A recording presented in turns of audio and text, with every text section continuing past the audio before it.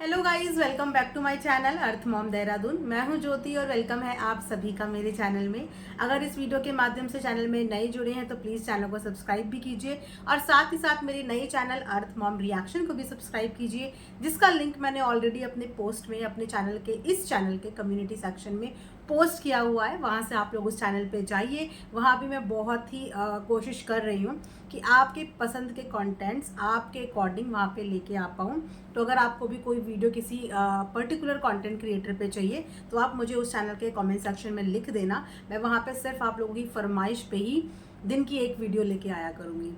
तो चलिए वीडियो में हम लोग आगे बढ़ते हैं। उम्मीद करती हूँ कि वीडियो आपको पसंद आएगी और आप सब अपने ओपिनियन कमेंट सेक्शन में ज़रूर शेयर करेंगे। सो हमेशा से ना एक पैटर्न आप लोग ज़रूर नोटिस करना, जब जब जगत दीदी जो कि अक्सर किसी ना किसी कंट्रोवर्सी का शिकार हो जाती है, कभी अपनी वजह से और कभी जाने अनजाने किसी की भी वजह से वो कंट्रोवर्सी का शिकार हो जाती है। जैसे कि अभी उनका एक प्रेगनेंसी वाला मुद्दा हाईलाइट में चल रहा है, लेकिन जब जब वो कंट्रोवर्सी का शिकार होती हैं बाय डिफॉल्ट उसमें जगत भैया का परिवार कैसे इंक्लूड हो जाता है। हर किसी कंट्रोवर्सी में जो उनकी तरफ होती है वो यहाँ पे घूम के कैसे आ जाती है। हर चीज का ठीकरा और हर चीज का ब्लेम कैसे जगत परिवार की तरफ आ जाता है। मतलब मुझे प्लीज कोई ये लॉजिक समझाइए। जगत दीदी के साथ कुछ भी हो XYZ, उस चीज का सारा ब्लेम इधर आ जाता है, जबकि ये फैमिली अब कुछ नहीं कर रही है रिलेटेड टू जगत दीदी। वो जगत दीदी की जिंदगी से और बहुत दूर और बहुत दूर जा चुके हैं। वो अपनी खुद की कंट्रोवर्सी में उलझे हुए हैं, लेकिन जगत दीदी के साथ कुछ भी गलत होता है, इसने किया होगा, यहाँ से आया होगा, इसने उड़ाया होगा, इसने किया होगा। मतलब हाउ, कैसे। अब अगर रही बात इस प्रेगनेंसी वाली न्यूज की, तो ये प्रेगनेंसी वाली न्यूज जगत परिवार की तरफ से तो आई ही नहीं। आप ये सोर्स तो देखिए कि ये आई कहाँ से, ये आई कहाँ से, ये उठी कहाँ से, ये चर्चा का विषय कैसे बनी। आप वहां से देखिए तो हर चीज सिर्फ जगत भैया और जगत भाभी की जिंदगी से ही जुड़ा हुआ नहीं हो सकता। वो लोग अब अपनी अपनी जिंदगी में आगे निकल चुके हैं बिना किसी की लाइफ में इंटरफेयर करे हुए। तो यहाँ पे भी हमेशा की तरह जो होता ही है, इनके ऊपर ठीकरा फूट गया है इस प्रेगनेंसी वाली न्यूज का, कि कहीं ना कहीं इसके पीछे जगत भैया की इंटेंशन हो सकती है, जो कि कभी भी प्रूव नहीं हो पाई। इससे पहले भी रिकॉर्डिंग लीक करने का उनके ऊपर एलिगेशन आया, जो कि अगेन कहीं से कहीं तक प्रूव नहीं हो पाया। मतलब उनकी जिंदगी में कुछ भी गलत हो तो वो इनकी वजह से हो रहा है, और इनकी जिंदगी में कुछ भी गलत हो वो इनकी वजह से हो रहा है। उनकी जिंदगी में कुछ गलत हो तो इनकी वजह से हो रहा है, और इनकी जिंदगी में कुछ गलत हो तो वो इनकी वजह से ही हो रहा है, वो उधर से नहीं हो रहा है। तो ये तो सरासर नाइंसाफी है। और इन सब में सबसे ज्यादा बलि का बकरा और सॉफ्ट टारगेट मिल जाती है सबको, मनीषा। अगर जगत दीदी के ऊपर एक उंगली उठती है तो पता नहीं कैसे बिना किसी रीजन के कोशिश की जाती है कि मनीषा के ऊपर भी उंगली उठाई जाए। देखिए, ना तो मैं उस वक्त पे जब मनीषा के चरित्र पे बात हो रही थी, मैंने ना तो उस वक्त पे इस चीज़ का समर्थन किया था, और ना ही अभी अगर जगत दीदी की प्रेगनेंसी पे बात हो रही, ना ही मैं इस चीज़ का समर्थन करूंगी। लेकिन हर मुद्दे पे मनीषा को बीच में इन्वॉल्व कर लेना या फिर उसके लिए कुछ भी बोलना शुरू कर देना, मुझे ये चीज़ भी समझ में नहीं आती कि वो लड़की सुकून से अगर जी रही है तो उसको जीने क्यों नहीं दिया जा रहा है। अभी 1 लाख वाली अफवाह जगत भैया के परिवार के लिए भी उड़ाई ना, कोई सबूत निकल के आया, कोई बीच का रेफरेंस निकल के आया। इंसान मुंह से कुछ भी बोल देता है, कुछ भी कहीं पे भी बोल देता है। इससे पहले जगत भाभी के कैरेक्टर को भी बदनाम करने की कोशिश की गई, कही गई ना। उनके हस्बैंड ने हाँ फ्लो में ये बात अपनी वाइफ के लिए बोली, लेकिन पास्ट में प्रेजेंट में जमीन आसमान का फर्क होता है। शादी से पहले और शादी के बाद के रिलेशनशिप में जमीन आसमान का फर्क होता है। मनीषा के अफेयर चला दिए गए, मनीषा के भी अफेयर चला दिए गए, उसको भी यहाँ पे मतलब उसके भी चरित्र को खराब करने की यहाँ पे पूरी कोशिश की गई, एक फॉल्स नैरेटिव सेट करके, एक कहानी यहाँ पे सुना के। लेकिन उस कहानी की कितनी हकीकत या कितनी सच्चाई या कितने सबूत किसी ने देख लिए। जिस तरीके से मैं यहाँ पे जगत के इस प्रेगनेंसी वाले ड्रामे को बहिष्कार करती हूँ, झूठा बोलती हूँ, क्योंकि मैंने इसके कोई सबूत नहीं देखे। कितनी कहानियां कोई यहाँ पे सुना ले, मैं इस चीज का बहिष्कार करती हूँ, उसको झूठा बोलती हूँ सरासर। उसी तरीके से मनीषा के चरित्र पे उठने वाली उंगलियां जो उठाई गई टाइम पे और अभी भी शायद उठाई जाती हैं, आते हैं मेरे कमेंट सेक्शन में भी, मैं उनका भी पूरी तरीके से बहिष्कार करती हूँ। एक लड़की शादी से पहले क्या कर रही है वो मैटर नहीं करता, वो शादी के बाद कैसी है वो मैटर करता है। शादी से पहले बहुत लड़कियों के अफेयर होते हैं, अट्रैक्शन होते हैं, लाइक्स होती हैं, डिसलाइक्स होती हैं, इन्फेक्चुएशन होता है, टीनेजर एज में बहुत कुछ ऐसी चीज़ें हो जाती हैं। तो ऐसा कुछ बहुत बड़ा पाप नहीं किया था, मनीषा का किसी से अफेयर नहीं था। लाइक्स और डिसलाइक होती हैं जो एक टीनेजर एज में होती हैं। अपोजिट जेंडर एक दूसरे के अट्रैक्ट होते हैं, उसको आप कैरेक्टर के साथ जॉइंट नहीं कर सकते हो। उसकी जो एज थी ना, जिस एज में उसकी एंगेजमेंट हुई, बहुत कम एज थी। अगर उस एज में उसको कोई लाइक भी था तो वो उसका शादी से पहले का सीन था, अफेयर नहीं था, लाइक था। और शादी के साथ साथ वो चीजें वहीं पे खत्म हो गई थी। उसके बाद क्या आप लोगों को जगत भाभी का जगत भैया के लिए प्यार नहीं दिखता? वो औरत अपने पति के लिए लड़ गई, क्या कुछ बर्दाश्त नहीं किया उसने इतने सालों में? क्यों?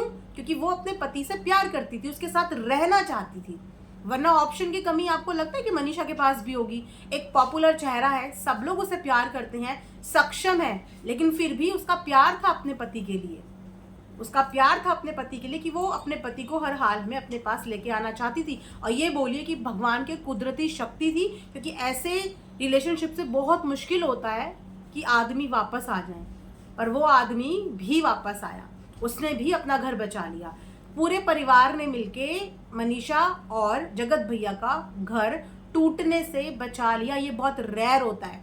अगर अदरवाइज ऐसे रिश्तों के अंजाम हम अपनी आंखों के सामने देखते हैं और बहुत डर गए हैं अब तो ये बहुत रेयर होता है कि इन्होंने अपनी गृहस्थी बचा ली। इसके लिए हमें इनको पॉजिटिविटी देनी चाहिए कि चलो आप लोगों ने अपनी गृहस्थी बसा ली, बचा लिया अपना घर, बचा लिया अपना रिश्ता।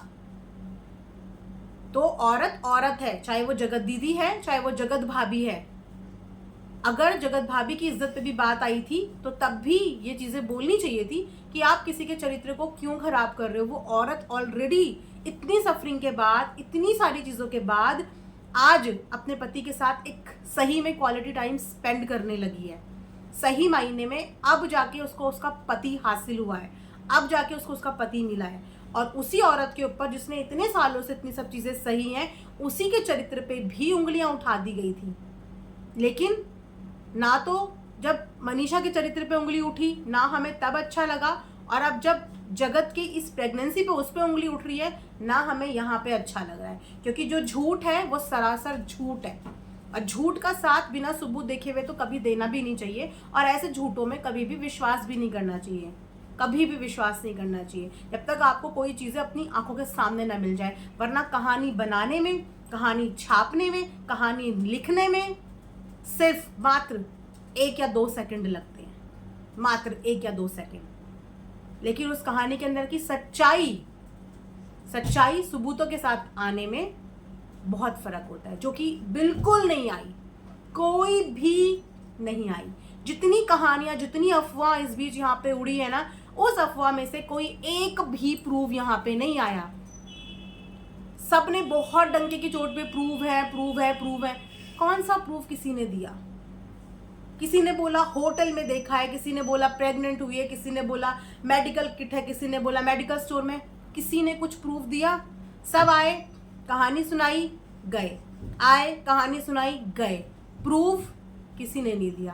प्रूफ तब कोई देगा ना जब इन कहानियों में कोई सच्चाई होगी। और जब कहानियों में सच्चाई होती है ना तो इंसान पहले प्रूफ देता है फिर कोई कहानी सुनाता है, पहले प्रूफ देता है फिर कहानी सुनाता है। यहाँ पे कहानी सुनाई जाती है पर प्रूफ के नाम पे कुछ नहीं आता। तो बेफिजूल के किसी के भी चरित्र पे उंगली उठाने को सॉरी मैं बिल्कुल भी सपोर्ट नहीं करूँगी, बिल्कुल भी अप्रिशिएट नहीं करूँगी। और जो इंसान जहाँ पे गलत है उसकी उस गलती को कभी भी जस्टिफाई मत करो। फिलहाल वो क्या कर रहा है उस चीज़ पे सपोर्ट दो, उस चीज़ पे पॉजिटिव बोलो कि उसने पास्ट में जो किया, लेकिन अभी फिलहाल वो इंसान सही ट्रैक पे है, इस चीज़ के लिए सपोर्ट करो। और अपने लिए खुद बोलना और लड़ना सीखो।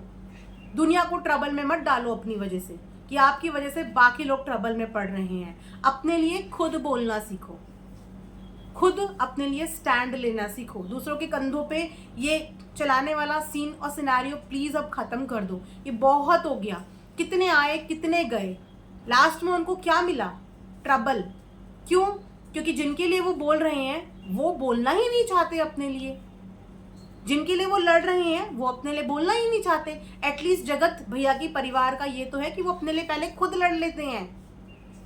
पूरा परिवार अपने लिए खुद स्टैंड लेने आ जाता है, हर कोई अपने लिए खुद जस्टिफिकेशन देने आ जाते हैं। उनके बिहाफ में किसी को इसीलिए बोलना नहीं पड़ता क्योंकि वो खुद में अपने आप में कैपेबल हैं। वो आके बोलते हैं, फिर उसके कंटेंट के बेस पे लोग यहाँ पे बोलना शुरू करते हैं। लेकिन यहाँ पे उल्टा हो रहा है, सामने वाले ने कुछ बोलना नहीं, लेकिन सब चीजें दे दे के बुलवा देनी है, सब चीजें दे दे के बुलवा देनी है। अब आप देखिए, इवेंट वाली दीदी और इनके बीच की कंट्रोवर्सी थी, इवेंट वाली दीदी और इनके बीच की चैट थी, लेकिन वो चैट इनके पास थी ना, लेकिन इनके अलावा भी वो चैट और लोगों के पास भी थी।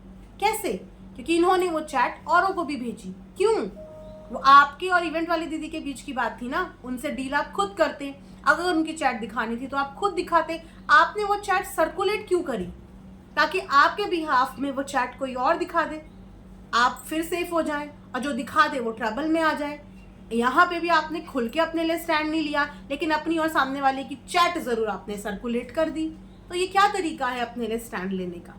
अब तो ये क्या तरीका है? जो भी ये तरीका है ना, ये एक बहुत गलत तरीका है, और इस तरीके के मैं बहुत विरोध में हूँ। और मैंने शुरू से यही बोला है कि अगर ये लेडी अपने लिए बोलने आती ना, अपने लिए बोलने आती, तो ये मैटर आज ऑलमोस्ट 8-9 महीने हो गए, इतना नहीं खिंचता। अगर ये लेडी अपने लिए शुरू से ही बोलने आती तो ये मैटर 3 या 4 महीने में खत्म हो जाता, ठंडा पड़ जाता, और खुद से बोलने आती। फिर ऑडियंस खुद डिसाइड करती कि कौन कितना सही, कौन कितना गलत। लेकिन अपने अलावा इन्होंने बाकी सबको मोहरा बना के बुलवाया। ये चीज़ मुझे इनकी गलत लगती है। At least take a stand for yourself. लोगों का यूज करना छोड़ दो, अपने लिए बोलने की हिम्मत करो। That's it.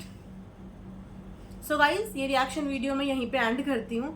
आई होप कि आप सब लोगों को पसंद आई हो और ज़्यादा लंबी वीडियो ना हो गई हो, क्योंकि फ्लो में इंसान जब बात करता है तो फिर कभी कभी लंबी भी खिंच जाती है।